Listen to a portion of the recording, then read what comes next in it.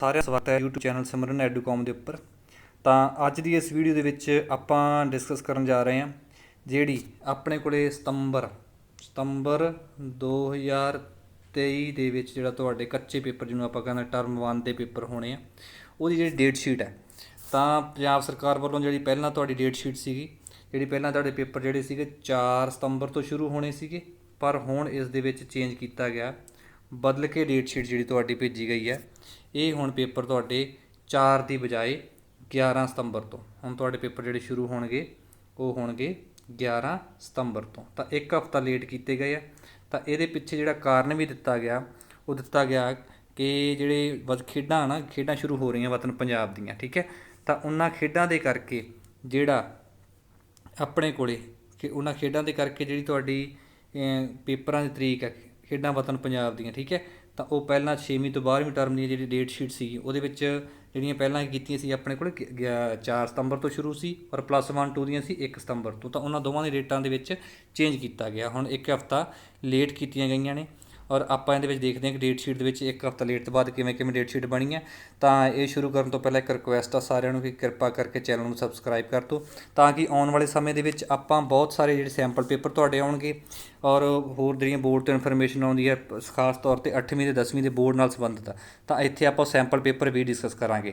ਔਰ ਇਸ ਚੈਨਲ ਦੇ ਉੱਪਰ ਜਿਹੜੇ ਪਿਛਲੇ ਸਾਲ ਦੇ ਵਿੱਚ ਜਿਹੜੇ ਕੁਐਸਚਨ ਪੇਪਰ ਆਏ ਸੀਗੇ, ਪੱਕਾ ਪੇਪਰ ਫਾਈਨਲ ਪੇਪਰ ਜਿਹੜਾ ਆਇਆ ਸੀਗਾ, ਜਿਹੜਾ ਪਿਛਲੇ ਸਾਲ ਸੈਂਪਲ ਪੇਪਰ ਆਏ ਸੀਗੇ, ਪ੍ਰੀ ਬੋਰਡ ਦੇ ਪੇਪਰ ਹੋਏ ਸੀ, ਸਾਰੇ ਦੇ ਸਾਰੇ ਪੇਪਰ ਤੁਹਾਨੂੰ ਹੱਲ ਕੀਤੇ ਹੋਏ ਨੇ ਉਹਨਾਂ ਦੀ ਵੀਡੀਓਜ਼ ਮਿਲ ਜਾਣਗੀਆਂ। ਤਾਂ ਤੁਸੀਂ ਸਾਰਿਆਂ ਨੇ ਜੋ ਚੈਨਲ ਨੂੰ ਸਬਸਕ੍ਰਾਈਬ ਜ਼ਰੂਰ ਕਰਨਾ ਅਤੇ ਨਾਲ ਆਈਕਨ ਦਾ ਬਟਨ ਜ਼ਰੂਰ ਦਬਾਉਣਾ, ਔਰ ਤਾਂ ਕਿ ਜਿਹੜੇ ਤੁਹਾਡੇ ਤੱਕ ਨਵੀਂ ਇਨਫੋਰਮੇਸ਼ਨ ਵੀ ਪਹੁੰਚ ਸਕੇ।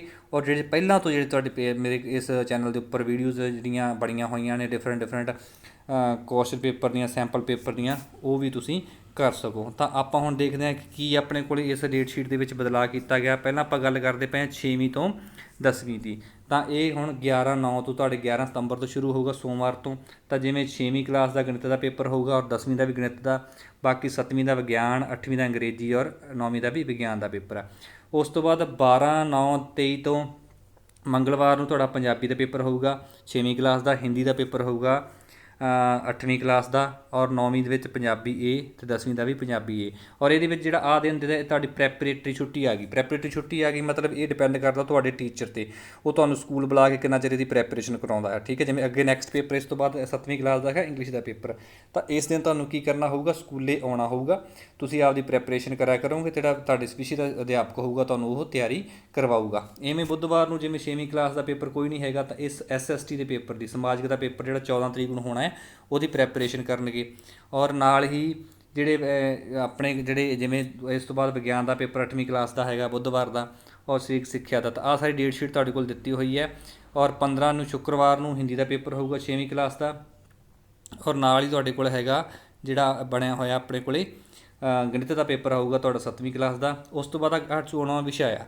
94ਵੇਂ ਵਿਸ਼ੇ ਦੇ ਵਿੱਚ ਕੀ ਆ ਵੀ ਹਰੇਕ ਸਕੂਲ ਦੇ ਵਿੱਚ ਨਾ ਇੱਕ ਵਿਸ਼ਾ ਰਖਵਾਇਆ ਜਾਂਦਾ, ਜਾਂ ਖੇਤੀਬਾੜੀ ਜਾਂ ਡਰਾਇੰਗ ਜਾਂ ਕੋਈ ਹੋਰ 94ਵਾਂ ਵਿਸ਼ਾ ਹੁੰਦਾ, ਤਾਂ ਉਸ ਵਿਸ਼ੇ ਦਾ ਮਤਲਬ ਜਿਨ੍ਹਾਂ ਦੇ ਕੋਲ ਖੇਤੀਬਾੜੀ ਦਾ ਪੇਪਰ ਹੋਊਗਾ, ਜਿਨ੍ਹਾਂ ਕੋਲ ਡਰਾਇੰਗ ਆ ਉਹ ਡਰਾਇੰਗ ਦਾ ਪੇਪਰ ਹੋਊਗਾ, ਠੀਕ ਹੈ। ਫਿਰ 10ਵੀਂ ਕਲਾਸ ਦਾ ਕੀ ਆ ਜਾਊਗਾ, ਵਿਗਿਆਨ ਦਾ। ਉਸ ਤੋਂ ਬਾਅਦ ਆਪਣੇ ਕੋਲ ਆ ਗਿਆ ਤੁਹਾਡੇ ਕੋਲ 16 ਤਰੀਕ ਨੂੰ ਸ਼ਨੀਵਾਰ ਨੂੰ, ਤਾਂ ਇਵੇਂ ਹੀ ਪੇਪਰ ਜਿਹੜੇ ਸ਼ਨੀਵਾਰ ਨੂੰ 6ਵੀਂ ਕਲਾਸ ਦਾ ਕੋਈ ਪੇਪਰ ਨਹੀਂ ਗਾ, ਕੰਪਿਊਟਰ ਸਾਇੰਸ ਦਾ ਆਊਗਾ 7ਵੀਂ ਦਾ, 8ਵੀਂ ਦਾ ਸਰੀਰਕ ਸਿੱਖਿਆ ਆਊਗਾ, 9ਵੀਂ ਦਾ ਗਣਿਤ ਦਾ ਪੇਪਰ ਆ ਜਾਊਗਾ, ਔਰ 10ਵੀਂ ਦਾ ਕੀ ਆ ਜਾਊਗਾ, ਪੰਜਾਬੀ B ਦਾ। ਫਿਰ ਆ ਗਿਆ ਆਪਣੇ ਕੋਲ ਐਤਵਾਰ 17 ਦਾ ਛੁੱਟੀ ਆ, ਔਰ 18 ਨੂੰ ਉਵੇਂ 6ਵੀਂ ਦਾ ਅੰਗਰੇਜ਼ੀ, 7ਵੀਂ ਦਾ ਸਮਾਜਿਕ ਸਿੱਖਿਆ, 8ਵੀਂ ਦਾ ਗਣਿਤ, 9ਵੀਂ ਦਾ SST ਫਿਰ ਆ ਗਿਆ, ਔਰ 10ਵੀਂ ਦਾ ਕੀ ਆ, ਅੰਗਰੇਜ਼ੀ। ਮੰਗਲਵਾਰ ਨੂੰ 19 ਤਰੀਕ ਨੂੰ ਕੀ ਹੈ ਤੁਹਾਡੇ ਕੋਲ, ਮੰਗਲਵਾਰ ਨੂੰ ਪੇਪਰ ਹੈਗਾ ਜਿਹੜਾ ਵਿਗਿਆਨ ਦਾ ਪੇਪਰ ਹੈਗਾ 6ਵੀਂ ਦਾ, ਔਰ ਇਵੇਂ ਹੀ 7ਵੀਂ ਦਾ 94ਵਾਂ ਵਿਸ਼ਾ ਖੇਤੀਬਾੜੀ ਜਾਂ ਡਰਾਇੰਗ ਦਾ ਕੋਈ ਪੇਪਰ ਹੋ ਸਕਦਾ, 8ਵੀਂ ਦਾ ਤੁਹਾਡਾ ਕੀ ਹੋਊਗਾ, ਪੰਜਾਬੀ ਦਾ, 9ਵੀਂ ਦਾ ਕੀ ਹੋਊਗਾ, ਹਿੰਦੀ ਔਰ ਅੰਗਰੇਜ਼ੀ। ਇਸ ਤੋਂ ਬਾਅਦ 10ਵੀਂ ਨੂੰ ਇਸ ਦਿਨ ਕੀ ਹੈ, ਪ੍ਰੈਪਰੇਟਰੀ ਛੁੱਟੀ ਹੈ, ਮਤਲਬ ਤੁਸੀਂ ਅਗਲੇ ਪੇਪਰ ਦੀ ਤਿਆਰੀ ਵਾਸਤੇ ਸਕੂਲੇ ਆਉਣਾ ਹੋਊਗਾ। ਤੁਹਾਨੂੰ ਵੈਸੇ ਛੁੱਟੀ ਨਹੀਂ ਹੋਊਗੀ, ਡਿਪੈਂਡ ਕਰਦਾ ਤੁਹਾਡੇ ਟੀਚਰ 'ਤੇ, ਤੁਹਾਨੂੰ ਕਿੰਨਾ ਚਿਰ ਉਹ ਤਿਆਰੀ ਕਰਵਾਉਂਦਾ ਹੈ।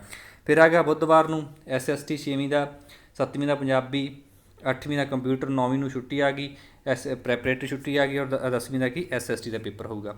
ਫਿਰ 21 ਤਰੀਕ ਨੂੰ ਵੀਰਵਾਰ ਨੂੰ ਜਿਹੜੀ 6ਵੀਂ ਕਲਾਸ ਉਹਨਾਂ ਦਾ ਜਿਹੜਾ ਡਰਾਇੰਗ ਜਾਂ ਕੋਈ ਵੀ ਖੇਤੀਬਾੜੀ ਕੋਈ 94ਵਾਂ ਵਿਸ਼ਾ, 7ਵੀਂ ਦਾ ਸਰੀਰਕ ਸਿੱਖਿਆ, 8ਵੀਂ ਨੂੰ ਪ੍ਰੈਪਰੇਟਰੀ ਛੁੱਟੀ ਆ ਗਈ, 9ਵੀਂ ਨੂੰ ਅੰਗਰੇਜ਼ੀ ਦਾ, ਔਰ 10ਵੀਂ ਦਾ ਕੀ ਆਪਣੇ ਕੋਲ ਆ ਗਿਆ, ਕੰਪਿਊਟਰ ਆ ਗਿਆ।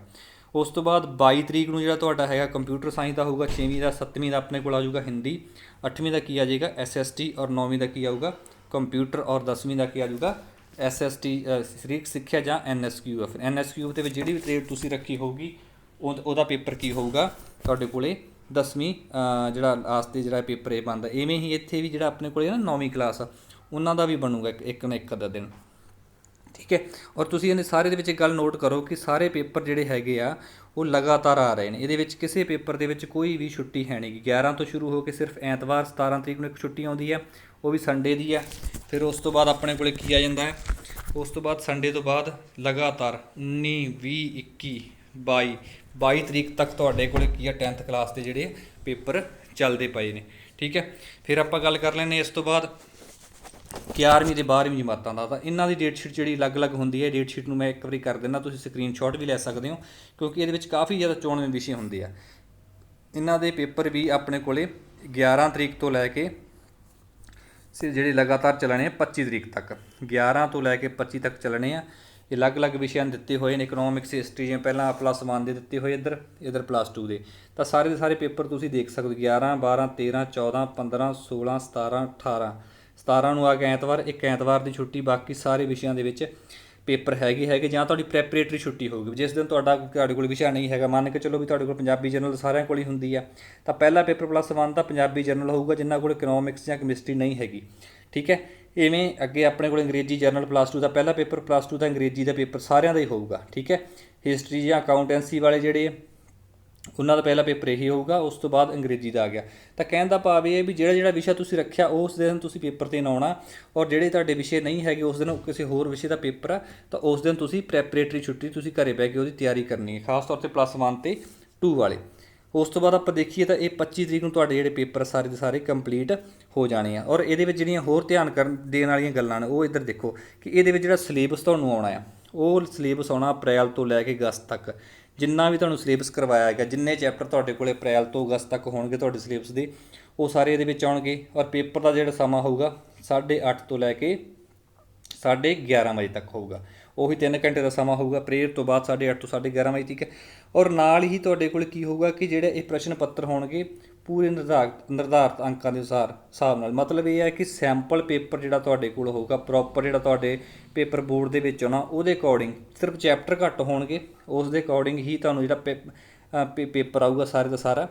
ਸੈਂਪਲ ਪੇਪਰ ਜਿਵੇਂ ਹੋਊਗਾ ਜਾਂ ਕਹਿ ਲਓ ਕਿ ਜਿਹੜਾ ਪੈਟਰਨ ਆ ਪੇਪਰ ਦਾ, ਜਿਹੜਾ ਪੈਟਰਨ ਆ ਉਹ ਫਾਈਨਲ ਪੇਪਰ ਦੇ ਅਕੋਰਡਿੰਗ ਹੀ ਹੋਊਗਾ, ਠੀਕ ਹੈ। ਸਿਰਫ ਕੀ ਹੋਊਗਾ ਚੈਪਟਰ ਘੱਟ ਹੋਣਗੇ ਔਰ ਨੰਬਰ ਉਹਦੇ 80 ਹੀ ਹੋਣਗੇ, ਔਰ ਪੈਟਰਨ ਜਿਹੜਾ ਉਹਦਾ ਪੇਪਰ ਦਾ ਜਿਹੜਾ ਫਾਈਨਲ ਪੇਪਰ ਦੇ ਹਿਸਾਬ ਨਾਲ ਹੀ ਹੋਊਗਾ। ਤਾਂ ਇਸ ਕਰਕੇ ਪੇਪਰ ਬਹੁਤ ਇੰਪੋਰਟੈਂਟ ਆ, ਇਹਦੀ ਤਿਆਰੀ ਕਰਨੀ ਹੈ।